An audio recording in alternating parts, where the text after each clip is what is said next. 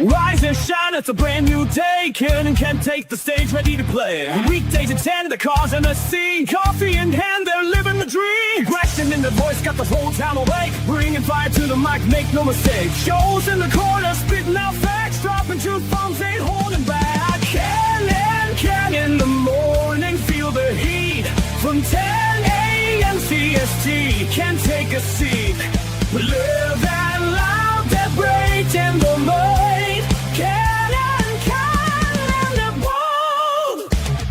Light up your speakers, crank up the sound. They're talking about life upside down. Opinions exploding like a sonic blast. In the studio, they're built to last. With passion and grit, they engage and ignite. Every single week, they're a force can't fight. From sports to politics, This is a Huddle Sports Network broadcast. You can find us on Roku TV, Amazon Fire TV, Facebook, and of course YouTube. Get all your NFL news here first. Hey, good morning. Welcome to our edition of, well, I guess the morning it's just me today, Ken in the morning. The other Ken had an appointment to be at today, so he won't be here, and I'm not sure what's happened to Joe. Good morning, JB. So, yeah, this is day 3 for my hijacked X account. So if you're watching on Ken the Bear Fan X, I have been hacked. I can stream there because the stream key is still active, but I can't even log into my account. So I'm on the alternate account right now monitoring. And yes, I've messaged X, and we'll see how long X takes to respond. They haven't responded yet. So yeah, enough of my woes. Hope you guys are all having a good morning. Of course, we had Monday Night Football yesterday, and yeah, we're missing Kitty Ken this morning, JB. We had the Niners beating Carolina, which didn't really change the playoff picture. So the playoff picture stayed the way it was coming into last night, which is crazy that, well, we're at that point in the season already. Right now, the number 1 seed is the Rams at 9-2. In the NFC, number 2 is the Eagles at 8-3. The Bears are the 3 seed at 8-3. Here's the funny thing. The Rams and the Eagles both have 99% playoff odds. The Bears only 61%. Okay. The Bucks at 6-5 have 85% chances. The Seahawks at 8-3 are 92%. The Packers are the 6th seed, 76%, and the Niners in the 7th seed are at 86%. Yeah, so the Bears have the lowest playoff odds. You gotta love the amount of non-love the Bears get from the odds makers. There you go, Brandon. Yeah, I didn't really watch the game yesterday. I was trying to get back into my X account, trying to do some things, but so I kind of monitored the game. I didn't really get to watch the game. That happened on, excuse me, the random Monday night. Right now, though, the bubble is interesting. So the Lions have a higher chance of making the playoffs than the Bears do, being in the bubble at 7-4, at 76%. The Panthers are 6-6 with a 14% chance. The Cowboys, who are 5-5-1, have an 8% chance of getting in. You know, however, if the Bears win Thursday or Friday and send the Eagles to 8-4, and the Cowboys win and go to 6-5, that number is sure to go up. So yeah, it's going to be very interesting on the AFC side. Let me scroll up here and get to the AFC side. The AFC side, Patriots are 99% assured of getting in at 10-2. The Broncos 96% at 9-2. The 3 seeds, the Colts at 8-3, 86% chance. The Ravens in first place in their division now is 6-5. We'll talk about a turnaround. 80% chance of getting in. The Chargers, the Jags, and the Bills all at 7-4. 57, 69, and 85% respectively. The Texans have a 44% chance of getting in on the bubble at 6-5. The Chiefs at 54% chance at 6-5, and the Steelers a 27% chance at 6-5. So we're starting to watch those. No, it's disrespect, JB, because they don't think the Bears will win games in their schedule. That's just always, that's the way it is. That's just the way it is. Good morning, Fred. Good to see you. Yeah, the Bears never get respected. I mean, I'm sorry. In 2006, when they went to the Super Bowl, they were 5th in the power rankings Super Bowl week. So, yeah, they just don't get the respect that they deserve. Good morning, Joe. Good to see you today. What happened yesterday? Oh, dude, I slept in, and my wife came and woke me up at 9 o'clock, and she's like, "Hey, don't you have jujitsu today?" I'm like, "Yeah." Um, so I don't know. I stayed up late the night before watching movies. And it's the kid, the kids are on Thanksgiving break, Oh so yeah.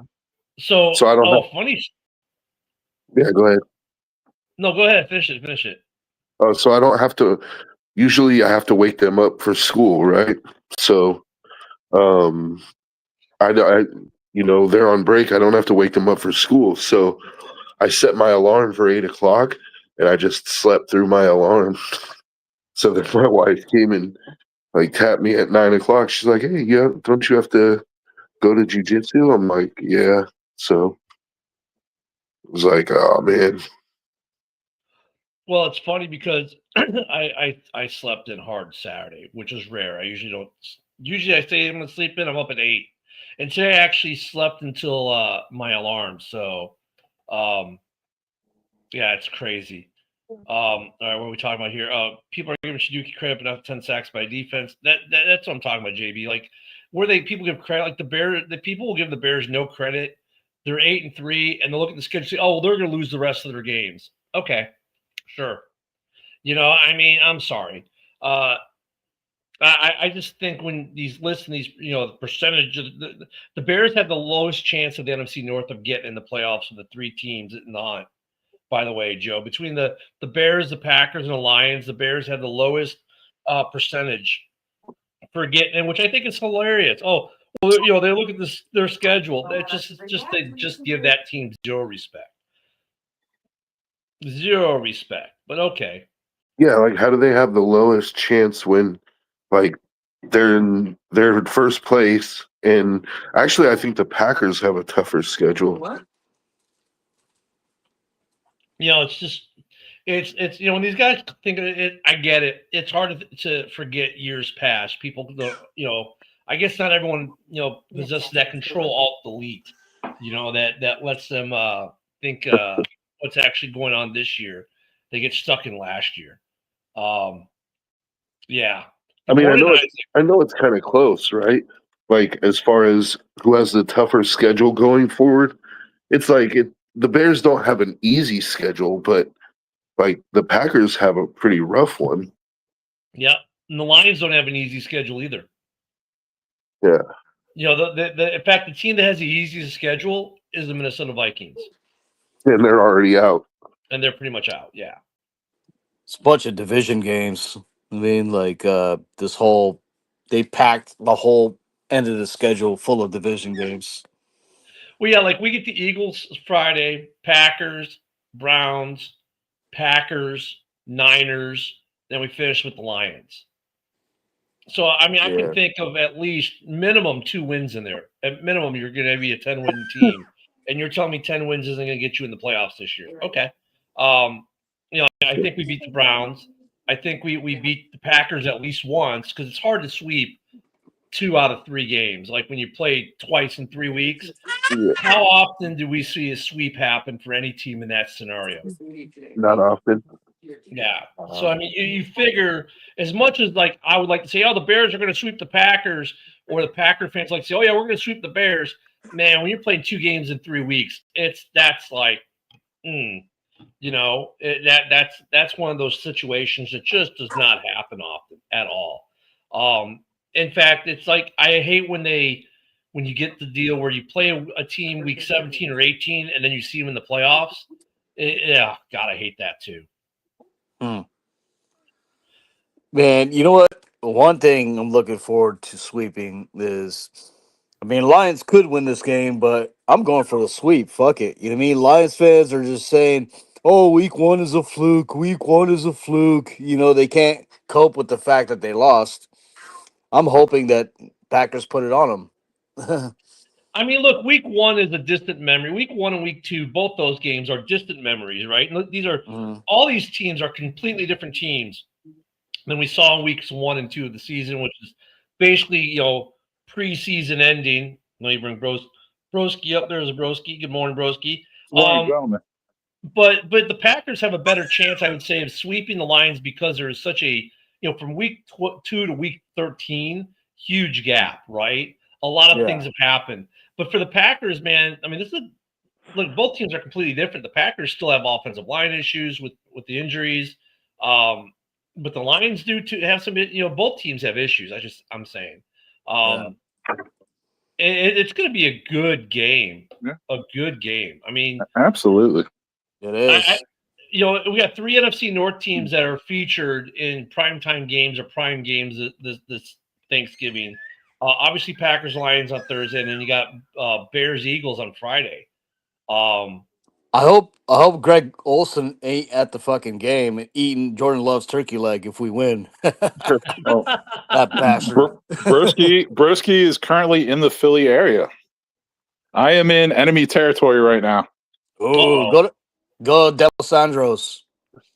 I actually went to a local Everybody- spot yesterday, and Del Sanders is great, man. That's in Roxborough. Yep. Yeah, Hey, are you everybody gonna can- get tickets to the game, broski? No. I mean, I say enemy territory, but it's where I grew up. So now, I don't need to get sent to jail. I mean, everybody debating Pat and Gino's cheesesteak, but Delisandros is better. yeah, Pat and Gino's are tourist traps. Like nobody from Philly goes to those places. Yeah. But man. Packers Lions, should be a good matchup. To me, it's kind of simple though. Like can the Lions run the football? If they can't establish the run, because right now the Lions think they can run on anybody.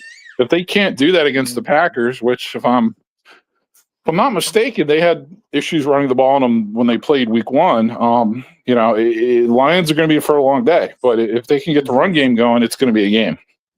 Broski, I want you to pick the Lions because the last couple of weeks you've been picking against the Packers and we've been winning. So you're the good luck charm. Well, I gotta say this: if you really want me to get into the Vikings, I mean, just what an organizational failure. That's the last week I'm picking the Vikings for anything. Like, you have a team that's in win now mode, coming off a 14-3 season. Okay, you're not a fan of Darnold in big games. Okay, you're not a fan of Daniel Jones because he was unproven at the time. At least you bring in Rodgers and drop him in and do your title run thing. While you're in win now mode. They thought a first year quarterback coming off a major injury was going to take them to the promised land. I mean, that's just ridiculous. That's just a total misguided judgment by that organization. What's great too is, I went into the game, kind of fearing their defense more than their offense, of course. Their defense has been humming. They only got 1 sack off of us. And our O-line has been having issues. So, like, to have a performance like that, I mean, of course, we ran the ball a lot. That was the game plan, is just run it down their throats, and it worked perfectly. And did Grenard play that game? No, he was out. Okay. Yeah, he was a last-minute scratch, just like a couple of our players were last-minute scratches too. But that was a huge impact for their defense. Their defense without Grenard, that's an impact. I mean, still got some pretty good players like Van Ginkel. Van Ginkel being back has helped in the last couple of weeks. That team, like, that's another team to, like, if you think about it, like, defensively, the Bears are not where they should be defensively this season with the personnel they got. The Vikings, same thing. In both cases is injury. A lot of injury driven. The Packers have been a mixed bag, I want to say, Isaac, and here's why. Minus the 2 up front who are driving the sacks. One's getting sacks, probably more so because of the other right now, which is fine. You expect some of that, but when it comes to your secondary play, it's still suspect. So if teams can get pass protection, that's why the Packers defense has issues when they're not getting the pressure. And let's face it only takes a couple plays in the NFL, right? If you can protect the quarterback on the right plays and make those plays, which some teams have been able to do against you, it doesn't negate your defense, but you know what I'm saying. Yeah, one thing I'm happy about is we benched Nate Hobbs. You know what I mean? Like, and Damn you, Joe. I wish we could give him back to the Raiders. Hey, But you shut your dirty whore mouth. ever since we benched him and put in Carrington Valentine hasn't been giving up anything. You know what I mean? And he's faced guys like DK Metcalf gave up nothing.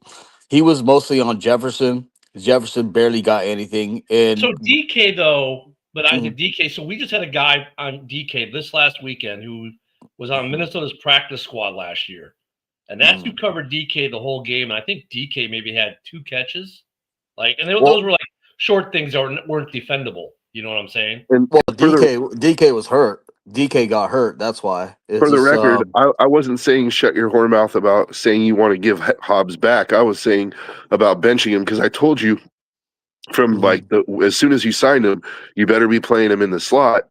And you guys have been playing him outside.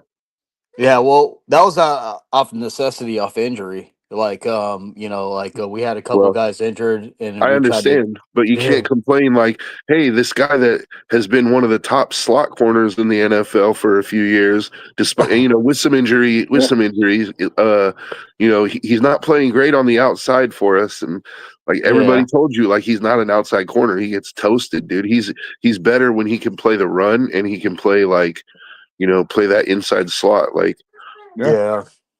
That's Yeah, I it is would true. take funny how Hobbs back certain right now. cornerbacks are more geared to be nickelbacks than Yeah. outside, and like in certain safeties also, because So I mean, he, a safety and a nickelback can sometimes be Mhm. interchangeable. Sometimes there's a free safety you move to nickelback, and he goes back and forth between nickelback and safety. It's just that's an interesting position, is what I'm getting at. That nickel position. It's kind yeah. of it's. I didn't think it was as unique as it was up until about 5 years ago. I'm like, yeah, this is a big time specialty position now. So he's Kevin King. That's And what he I is. think it's going to. I think eventually the play figure that out, and they're going to start getting paid according to it too. Yeah. Like I think it's going to become such a specialty position, or it already has become that. But I think the players are going to realize it, and they're going to be like, "Hey, whoa, whoa, whoa!" Like you know, Yeah. Here's what I'm Yeah. expecting though for that game, versus the Lions. I know Gibbs ain't going to be shut down again like we did last time, but we are going to have a primary focus on him. But what we need to control is the Amon Ross St. Brown catches. You know what I mean? That's the one of the most deadly that extends drives for them. So Sure. definitely it's gonna be all hands on deck on Yeah, Amon Jameer Ross St. Gibbs Brown. is a man. He's hard to stop right now, as we saw last weekend. But look at the Giants, and I'm not trying to undersell the Giants because like all three of us have beaten them, right? But Yeah. all three of us, they took us to the brink, right? So that I mean, and that's how I'm gonna use it in this argument. they're a All three scrappy teams team, got dude. all three They are. teams got taken to the brink by the Giants. Yes, we all beat the Giants, but by it was a one-score game. Hmm. But to me, that says something too. That these NFC North teams are all pretty close.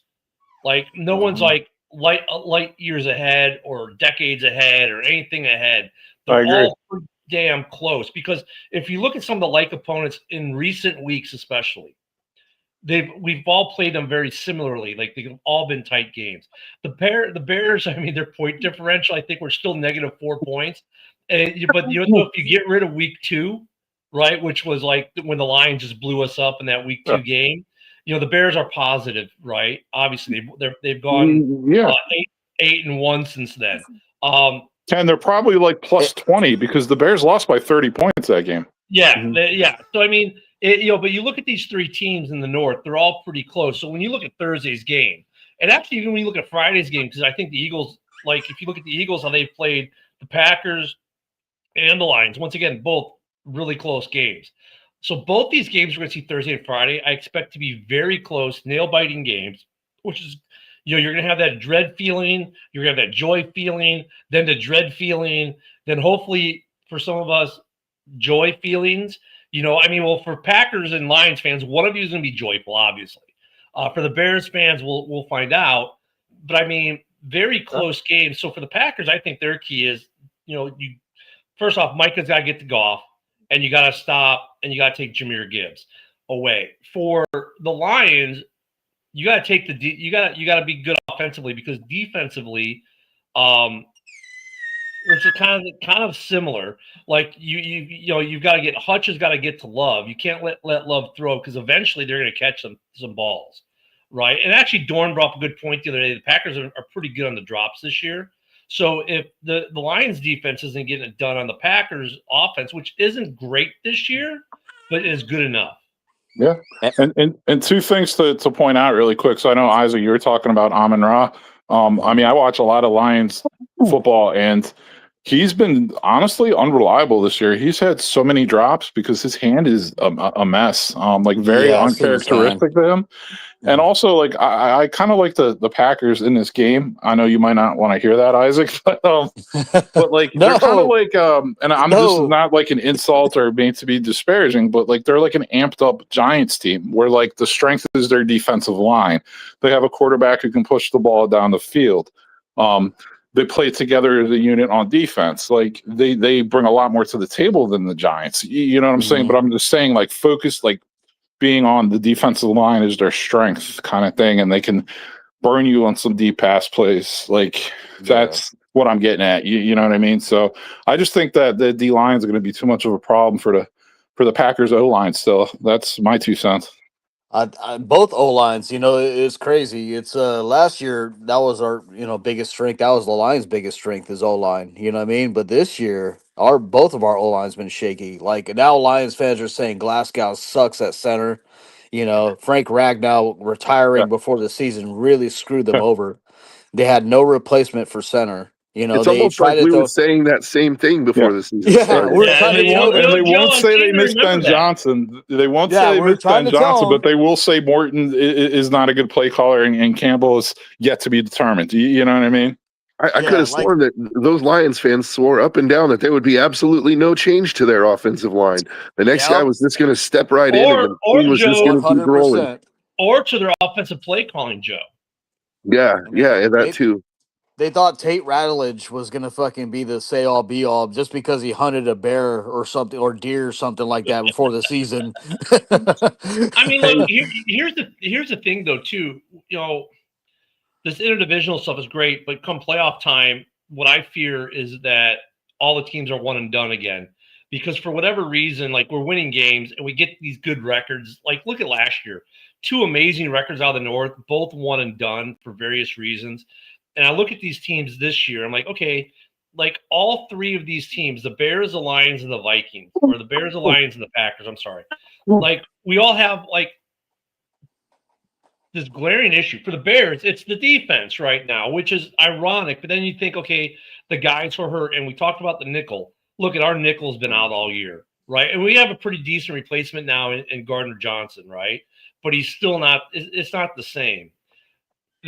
For the Packers, it's like their front defense is good, but if you can avoid the rush, you can eat their secondary all day. Whereas the Bears, it's the opposite. Their secondary is what's keeping them in games, right? Because they're being opportunistic, they're ball hawking, they're getting picks. Whereas the front 4 haven't been doing it, or the front 7. For the Lions, it's kind of the same thing as the Bears, right? The Bears and the Packers a little bit. We all have the same problem. They're more of the same like the Packers. Their front is good, but their back end is not that good. Right, so if you can survive their pass rush, you can eat a little bit, and you don't need to eat a lot. You just need to have a snack, and that's all you really need on these teams, right? Get a snack. The difference between the Bears and the Packers, or the Bears and the Packers and Lions, is the Bears right now boast like number 3 offense in the league, right? So offensively, the Bears are more suited to win a shootout right now than the other 2 teams are for whatever reason. Offensive lines, maybe that's once again the key. For the Packers, obviously injuries. For the Lions, injuries, retirements, whatnot, play calling, that all matters. So it's kind of interesting. Like, so we get to the playoffs and we're playing, Philly, we're playing Seattle, San Francisco. I wonder how those games are going to go for NFC North teams, because we seem to be a little more problematic than some of these other teams are. Not that these other teams aren't problematic, because the Eagles, dude, their defense has been on fire, but their offense has been basically, limping by on fumes. As we saw. One thing that's huge for the Packers and Bears is Packers are getting back Jaden Reed. hasn't been announced yet if he's going to play against the Lions, but if he does, that's huge for us. Huge for our offense. We get our slot receiver But back, you know, one and question that I hasn't. have, sorry, Isaac. Oh yeah, go ahead. One question I have, you can tell me, Isaac, who's running the ball for you guys? Jacobs might be back. Manuel. I mean, I actually like Wilson a lot. You know, I mean, Wilson. You know, he knows how to. You know, he has a quick elusiveness and he has a little like power to him. You know, so he's kind of like a wrapped up package. But if Jacobs is healthy enough to go, it's going to be Jacobs 100%. That's Yeah, getting but mostly carries. there's a difference between healthy enough to go and healthy. Like Jacobs has been playing quote unquote healthy enough to go for a few weeks now, and he hasn't Mhm. been terribly impressive. Like he's still Jacobs. Like even 80% of Jacobs is a good running back, dude. But Yeah. um, I Well, just Jacobs. the reason I say Mhm. that is because this Lions game to me, like I Uh, think the running games are going to be important, and yeah. like because the Lions, you can trash their secondary if you want, and the Packers as well. But a few of these games, the Lions that they lost, but they were playing inspired defense. Like, and Yeah. so that's the question that I bring up is like, if you can't run the ball on them, and it's all on Jordan Love now, like. Yeah, he might have some success with that secondary, but it'd be a whole lot better if you had a running game to go with it. Playing the Lions, they're actually pretty tough against the run. Jack Campbell is having himself a career year, against the run, and that's. I mean, but I get that, and what I want to see is us open up more play action passes. You know what I mean? Like that's But something how that do you do we've. that though? Mhm. Well, I mean, you I can look mean, at the Bears. Did the first 4 weeks, the Bears couldn't run, and they were still doing play action, and it was working. I think that's though more because Caleb is a threat to run more mhm. maybe than the running game itself. But you don't have to necessarily establish the run to do play action. It's just a lot easier if you do. You can use the pass to set up the run. The Bears were Mhm. doing that early. So I mean, you can do it in reverse, but and Jordan Love is athletic enough. People don't give him enough Yeah. credit for his running ability. He is Mhm. athletic enough, but you can still run play action with Jordan Love, and they're going to have to bite at least some, like they do with Caleb. Yeah. I agree with you that you don't have to establish the run, but I do think you have to establish the threat of the run. Right. Yeah, Well, that's and what you do. That's that's what I'm where saying. Like Jacobs comes in. that, but Mhm. even if you just look at straight quarterbacks, you get the three quarterbacks who are in the hunt right now: Goff, Caleb, and Love. Two of them, two of them, one of them gets credit for being able to run. That's Caleb. One doesn't get it. Well, then the other two don't get credit. Really, Love is a better runner than Goff. I'll say it that way. Um, so people will give Love a little more. Ooh, wait, he might actually run because he's done it more. Goff is kind of like that old school pocket guy who he does run, but it's so few and far between. Right when he just goes like I can't remember the last designed run I saw for Goff, like where he goes to the outside and goes for 15 yards. But you've seen Love do it. You see Caleb do it. I think both guys even get some design run plays called for them. But it's just you don't see Goff do that. So for Love, you still have to respect the fact that he could run on a play action. Whereas with Goff, you really don't. But they don't have to do it with Goff because they established the run with an end around with JMO. And then The they can best. start doing play Yeah. action with that. And you know what it is too? Like this is one of those games, and you can almost start it back on the Packers as well. But man, like I almost think like the Lions not having Laporta, like when you play like a good team, I think that rears its ugly head a lot more. The Packers That's don't have Kraft. Yep. But honestly, man, I'm not. Jameson Williams has his moments, but overall, man, he's invisible a lot of games. And Amon Ra, like I said, like he's been. I almost wanted to say unreliable this year. So Well, he's got the hand yeah, issue. It hurt yeah, him. it's But like with JMO, I I with wouldn't go JMO that though, far.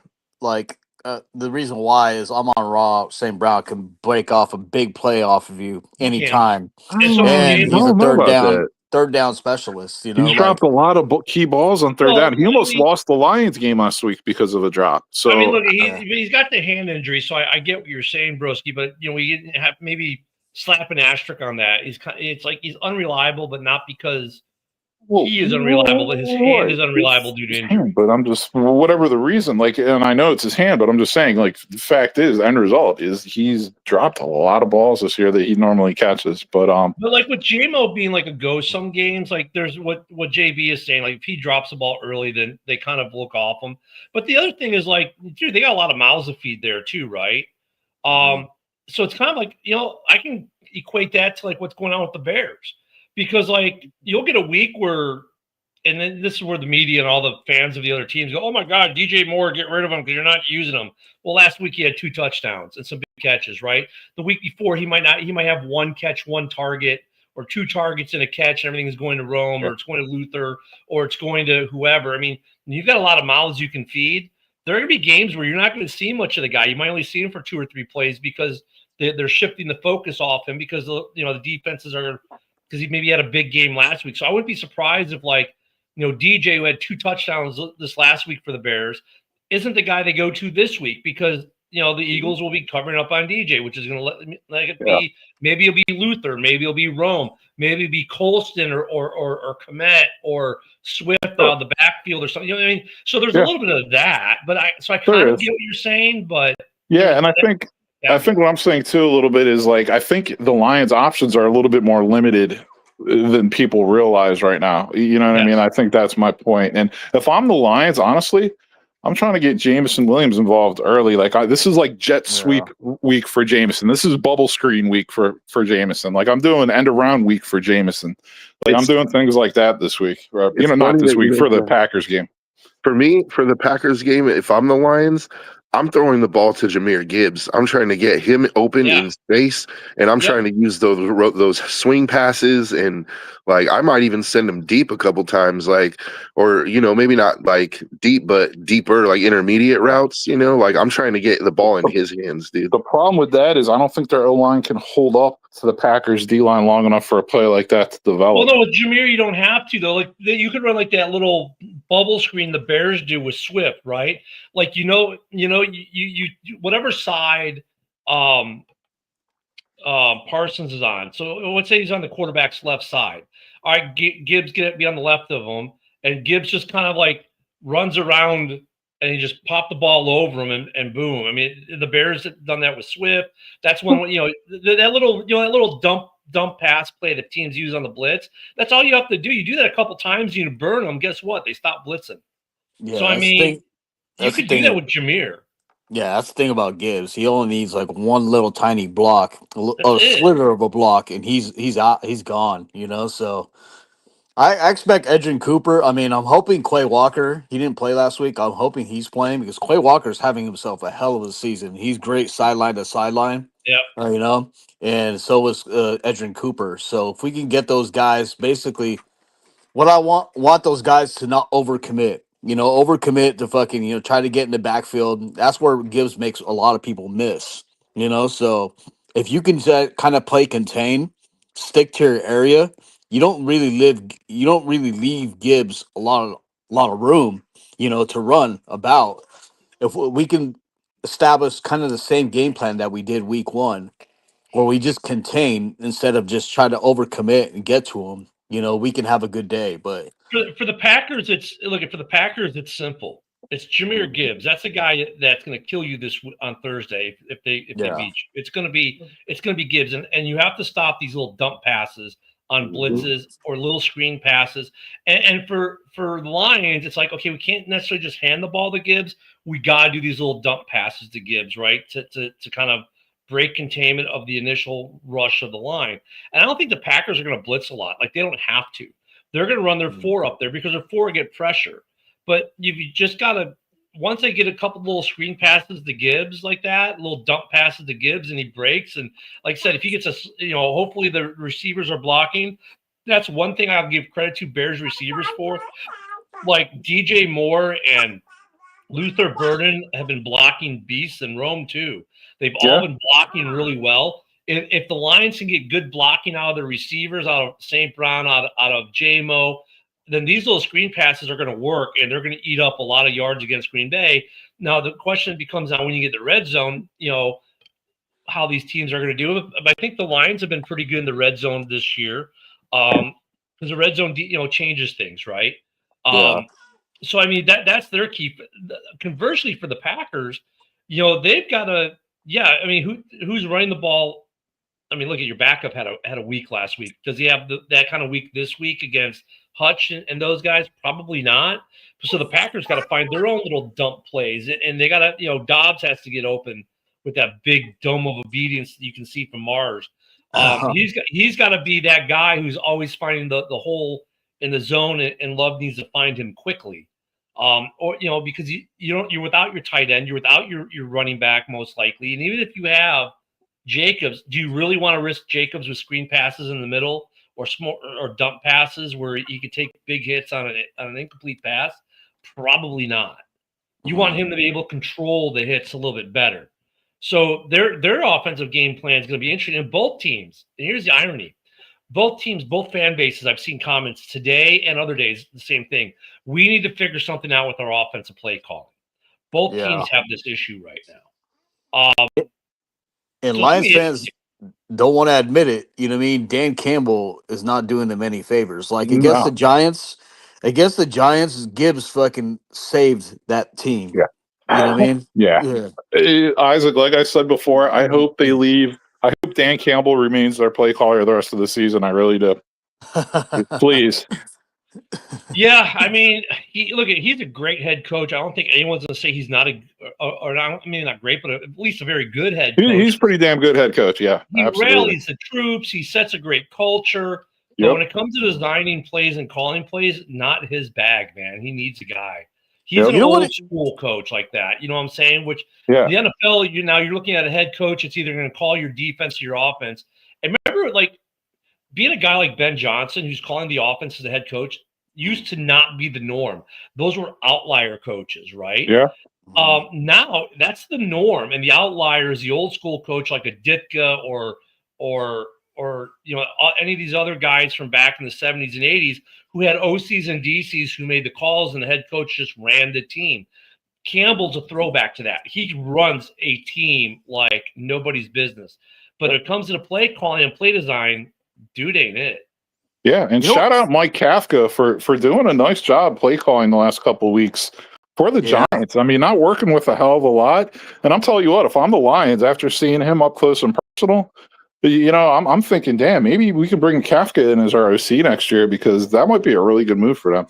Oh yeah, like in what it reminds me of Dan Campbell is, remember when Matt Nagy was taking over play calling for 2018. He's running all these college plays, smoke and mirror plays, and it was working. Mitch Trubisky was kind of thriving in that system. And then you go to year 2 and all that thing falls apart. I think that's what's going on with Dan.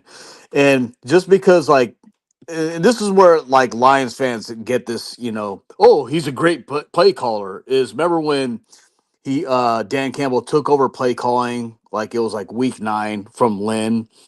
They thought Dan Campbell was a glorious play caller from there, but it was only like, how many weeks left over? I mean, this was when we were still doing 17 weeks, you can't. Isaac, your argument's great because, like, Nagy's a great example, right? Nagy had that great rookie coach year, but then, like, you know what the difference between Nagy, LaFleur, and Ben Johnson is? Nagy never adjusted. In fact, he kind of shrank in, because if people say, well, Mitch got a little hurt, but okay, there was like half that playbook didn't get called the next year. LaFleur in his second year still thrived, and you could say with him though, well, he had Rodgers, and now we've had no Rodgers for a couple of years, just him and Love, and now people are seeing some offensive problems there. Maybe he's not adjusting. Ben Johnson has done a great job as an OC from year to year to year adjusting, and he's having success year 1 in Chicago. But I think it's the adjustment piece. And Nagy didn't adjust. LaFleur has adjusted, but maybe his adjustments aren't wide enough. And Ben has shown the capability, be it as a Lions OC or the Bears head coach, to have a wider range of adjustment. And you look at other coaches like Sirianni, he's had wide adjustment. You look at some of these other guys, McVay's had wide adjustment. And Dan Campbell, his adjustment window doesn't seem to be that wide right now. I think the issue with Nagy is he tried to make Trubisky a pocket passer instead of what he was thriving in the rookie year, where he was getting Yeah, Mitch 100%. out the pocket, scrambling, throwing Yep. on the run. You know, Mitch was thriving in that system, but then when he made him a pocket passer, that's when it all went to shit. You know? No, I agree. That was my complaint. Yeah. In 19, they were still good. 20, they were okay. But that was my complaint was like, man, I mean, what they took Mitch's run game away from him. Now supposedly he was hurt, and that was part of Yeah. it. But they took a lot of what he did well away from him in year 2 Yeah. and 3. And so I agree with you. And I think with Jordan Love, they've taken a couple things away from him, but some of that was out of necessity because of injuries across Yeah. the board. Like you just can't do because there's, you know, but not as much with the Lions. They haven't taken anything away. They're just not calling the right play at the right time. So that's the other thing. The Lions are like, well, the playbook is still there. Yeah, and there's some minor adjustments to it, but the guy calling the play and knowing what to call and when to call it has changed. And that's the other piece. Nagy and Campbell, I'm gonna lop them in because they don't make the appropriate call at the appropriate time. It looks like, and Campbell maybe a little less so than Nagy, and you're starting to see some of that complaining coming out of Green Bay with the offense. They're like, oh, that was a bad. Why is he making these play calls? No. And looking for Bears fans, we see it about Ben Johnson still once. So like, Ben, why did you call that play? Like, why are you going to run the Bagent play for the second time in the game and not go to Bagent and try to do this silly run play? I mean, we get it, misdirection, but it worked the first time. But you're going to try it twice in one game the same way. I'm like, you're like, come on, Ben. I'm glad you brought that up because you know what the stickler is for me with Ben Johnson's play calling right now, and to a point, I kind of understand it because he's definitely rolling with Swift as the lead running back, but Right. some of these runs up the middle, you know what I mean, that Swift is getting, and he tiptoes to the line. I'm like, just put Monagai in for some of those. Not necessarily all of them. I'm not saying don't ever run Swift up the middle, but I just feel there's more than a couple times a game. I'm like, damn, I wish Monagai was getting the ball on that run up the middle. You know? I mean, I get why he does it too, because he wants to keep some unpredictability on those guys. So I get that. And Swift's had a couple. You know, look at he's had a couple decent runs up the middle. And we saw last week Monagai, his average was 1.25 yards a carry. You know, I mean, it wasn't good. But that's going to happen with that system. And same way when you get with Gibbs and Montgomery, that happens with them too from time to time. I mean, that's going to happen. The difference for the Bears is they have other weapons they can go to. You know, and look at the Bears still put up over 100 yards rushing, over 100 yards rushing between the running backs last week, minus Caleb. The Bears running game is not a problem. It's ranked number 2 in the NFL right now, which is crazy because like Broski will come out like, oh, the Bears got to do better running, right? And you're like, yeah, we're like, yeah, you know, the Bears got to be better running. And then we like, the Bears are second in the NFL running. What the hell are we talking about? Well, no, you know what it is though? It's like that's how high the ceiling is or the potential is. It's like I think we can both watch Bears games and be like, yeah, they're still kind of inefficient on offense. They still leave plays on the field. And imagine when they start coming into their own and start making those plays, they start being a little more efficient. My goodness. Well, that's the scary thing, Broski, with this Bears team. We got like a top 3 ranked offense, and they're not even hitting on all cylinders yet. Yeah, exactly. I totally agree. If they do what Ben Johnson said they were going to do and play some of their best football starting in December, coming into December and into the playoffs, this Bears team should put the fear of God into anyone that plays them offensively. Because if they can put it all together, and they're starting to show signs it's getting closer. Because now, like last week, you saw the tight ends were used well, the wide receivers were used well, and the running game was, you know, we'll say an NFL average running game, about 100, a little over 100 yards with the running backs, like 150 yards when you throw Caleb in there. I mean, dude, when you get that kind of attack, and they put it all together, and now they're hitting on some of these misses that they're taking. They're going to be scary. So, like when you fast forward to Friday's game against a really, really good defense, and I think was Fred said it earlier, like this will be a test for the Bears Friday. And it's going to be a test for the Eagles defense too. Because the Eagles beat up on don't take this the wrong way, Isaac or Lions fans, but look they beat up on these 2 offensive units that don't have a top 5 offensive line right now. They don't have the same offense that the Bears have right now. I don't want to say they're less than, but they were depleted at the time. comparatively Yeah, I speaking, mean to what they were. You know what I mean? So, like, that. this is a test for the Eagles just as much as it's a test for the Bears. This is Mhm. definitely a test for the Eagles, and I'm tired of just hearing people say, "Oh, yeah, well, this is a test for the Bears." Like, no, dude, this is a test for the Eagles too with this Bears offense. Oh yeah, I mean the Eagles. I mean they show some. There's chinks in the armor. You know what I mean? Like Yeah, there is, but like that being said, though, that Eagles defense swarms. You know what I mean? They really are a scary team. Like Jordan Davis and Jalen Carter in the middle basically blocks anything you want to run on the A gaps. So you might as well think about the C gaps when you go against the Eagles because. And then how about N'Kobe Dean? He came back the last 3 weeks and he has like an interception, he has a fumble, he has sacks. Like he's well, really and they have a thriving in that secondary. system. And Yeah, they have a good secondary. I think. Look at the key yeah, for the Bears is here's the difference between the Bears, the Lions, and the Packers. The Bears are better with their trick plays right now. And to be honest with you, that's what's going to break this game apart a little bit. Not break it apart, but make it easier for the Bears. If you connect on you run a trick play in the first couple drives, and you mhm, you connect on you can run a couple trick plays and kind of really confuse that defense a little bit more. That's going yeah. to make the rest of the game easier when you're normal sets. The Packers and the Lions, not a lot of trick plays from them this year.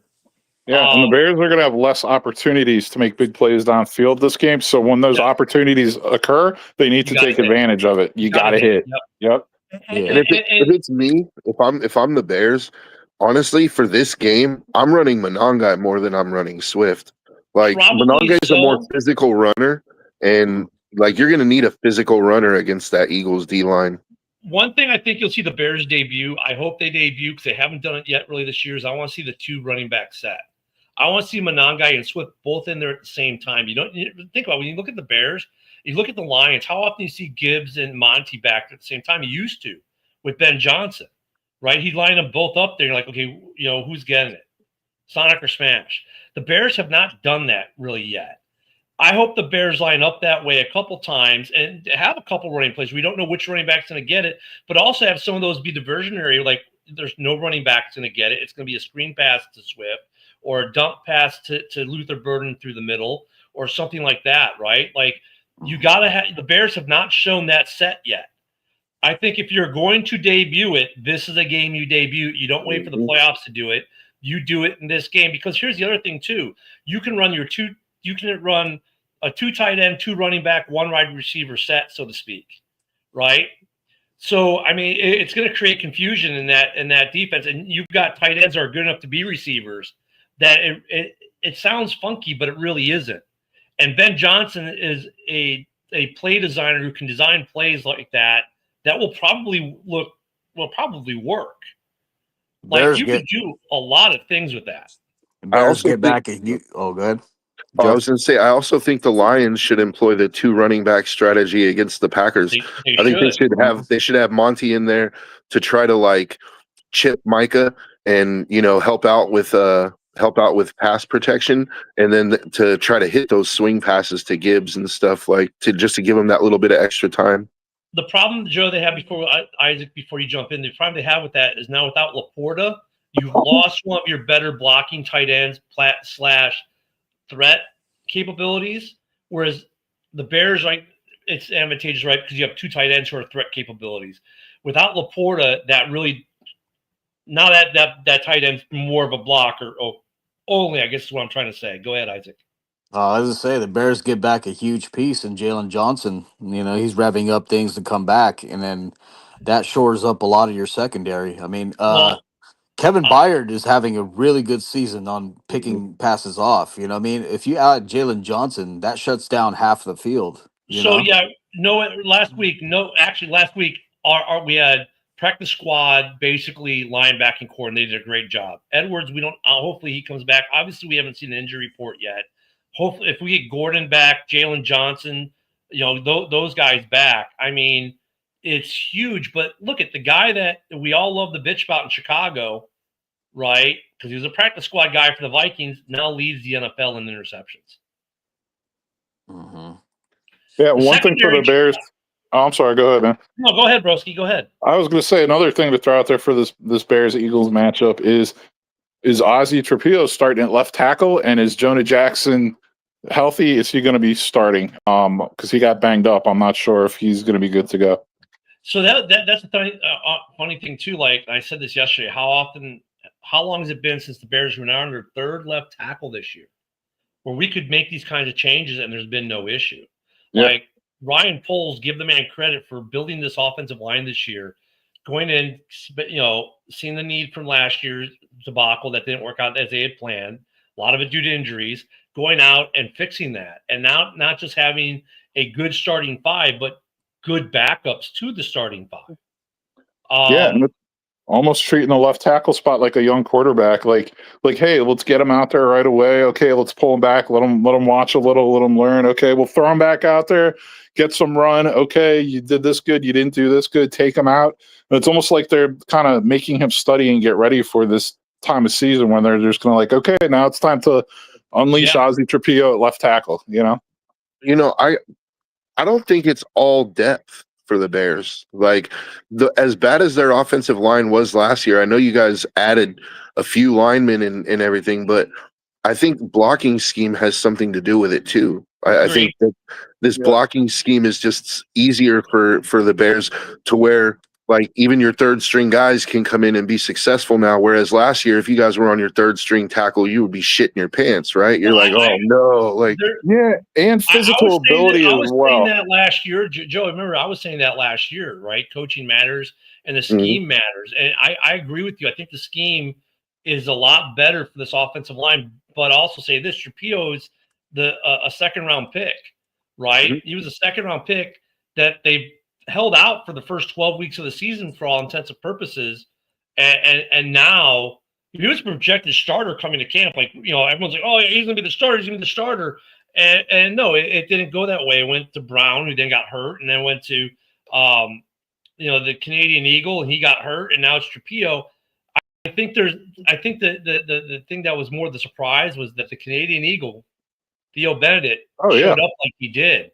And the great thing about Theo is if you're going to leave, if he's healthy, but you're going to leave Trapillo out there, there's your answer to Jonah Jackson, Broski, because Theo's shown the capability of playing any position on this line, right? So he could be the answer there. But even the backups we had at right guard, the backup we had at right guard last week played phenomenally.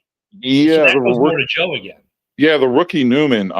He seems like he's going to be a starting guard in the NFL for years, honestly. So to me, he's going to start if Jackson doesn't. But another thing with left tackle too, then I think it's huge. Is this like what I was saying, like physical ability, physical stature? Like I want my left tackles to be 6'6", 6'7", 325 pounds. And still like able to move their feet, and that's to me what you have in Trapillo and Bennett. They are that profile, whether or not they live up to it. And Newman's a perfect, for an NFL guard. He's like the prototype size now. He's a little taller. 6'3", 308. Yeah.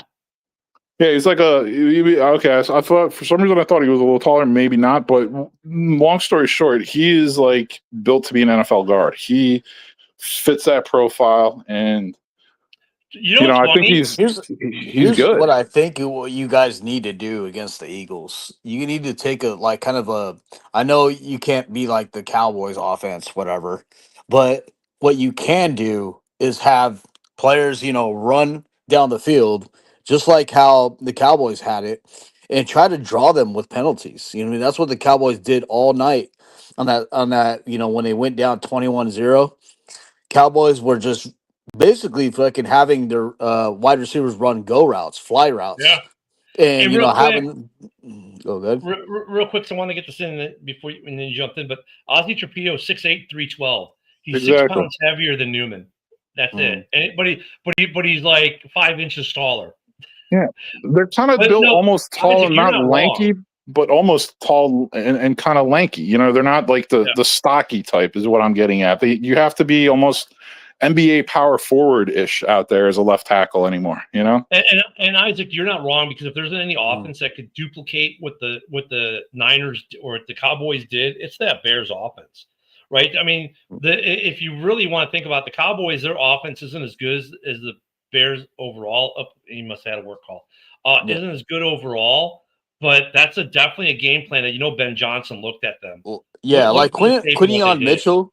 Yeah, Quinion Mitchell, he's fast, but I don't think Cooper DeJean is that fast. I mean, Cooper DeJean's pretty good, but he's not that fast. He's So if you can opportunistic. get him, yeah, if you get him on a one-on-one and just have like a DJ Moore or Romeo Dunze just run a fly route, you're going to draw some penalties, and that's how the Cowboys essentially won the game.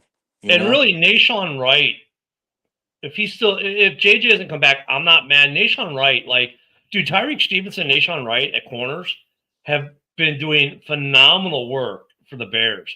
The thing that from last week that the last couple weeks, if you guys haven't noticed, Montez Sweat is getting almost 2 sacks a game now. Yeah, he's doing pretty well. He's coming up, and I think part of that's when I'm sad Broski had to drop off because he would have loved this. It's ever since we brought Booker back in.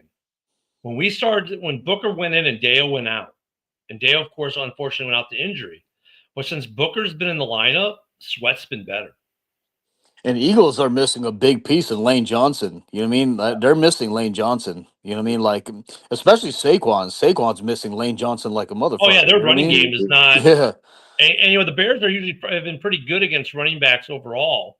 Last game was a little different with the different linebacking core, but yeah, that's where Edwards needs to be back.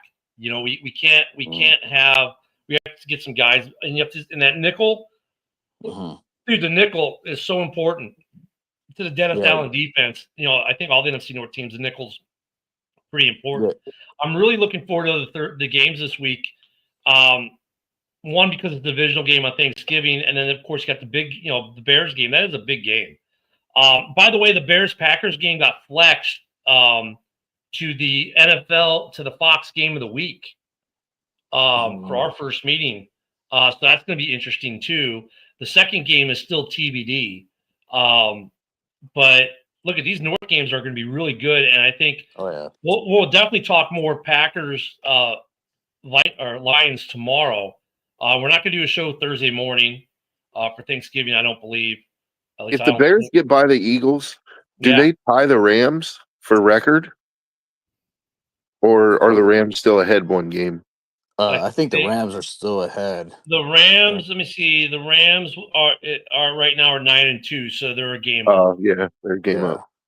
But I mean, look, we'd overtake the Eagles because they would go to 8-4. We'd go to 9-3. So for right now, we would be the number 2 seed.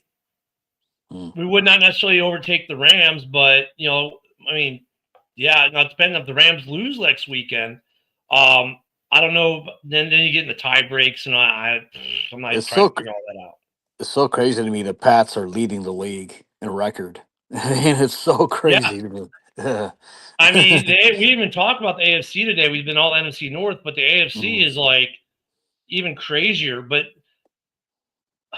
I know the Bills, like, they have a shitty fucking division, but like, man, dude, fucking Patriots really are taking off this year. It's crazy. Don't they still have to play the Bills one time though? Yeah, they do. Yeah, that's going to be a big game, dude. That's going to be a huge game. And the Bills are not having a Bill season. Like, they're having a kind of a weird season. And look, you got to care for the Ravens. They're hot right now. The Broncos are still really good. KC's coming on. Indy that was a close game. Indy's offense disappeared though in the second half. The AFC is very interesting to talk about as well.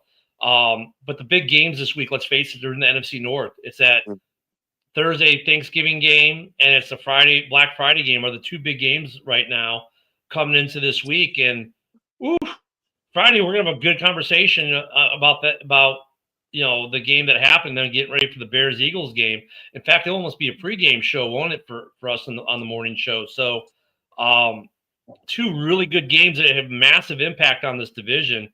If the Packers win this game and the Bears win the game, the Bears basically have a 1.5 lead on the division, right? Yeah, no, there'll be a half game on the Packers and half game. Yeah, half game. But if the Lions win and get the revenge, and the Bears win, then it's a 1.5 or something like that. It's this division is still close. It's so close. I mean, if the Lions win and the Eagles win, the Bears will still be in first place, or no, will be in second place by tiebreak. And you see, this is the crazy part of the year. And all these games, like, but hey, JB's going to be on next. So he's going to be talking a lot of Packers lines in about 30 seconds here on his show. Thank you, Isaac. Thank you, Broski, for being here, of course, with Joe and not myself. Thank you, everyone in the comments. Ken should be back tomorrow. You guys have a great Football Tuesday. We'll see you tomorrow morning. Bye-bye. Take care, y'all.